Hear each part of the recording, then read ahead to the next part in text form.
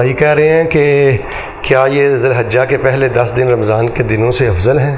اس بارے میں کچھ بتائیں کہ ہمیں ان دنوں میں کیا کرنا چاہیے۔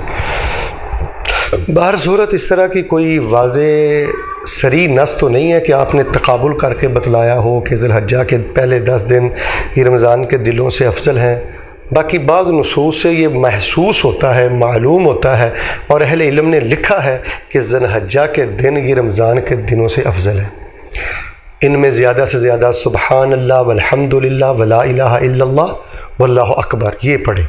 اس پر یوٹیوب پر ہمارے مستقل بیانات موجود ہیں، اور ان دنوں میں صدقہ کریں۔ ان دنوں میں آپ کوشش کر کے زیادہ سے زیادہ روزے رکھیں، یا کم از کم یوم عرفہ کا آپ ضرور روزہ رکھیں، 9 ذی الحجہ کا آپ ضرور روزہ رکھیں۔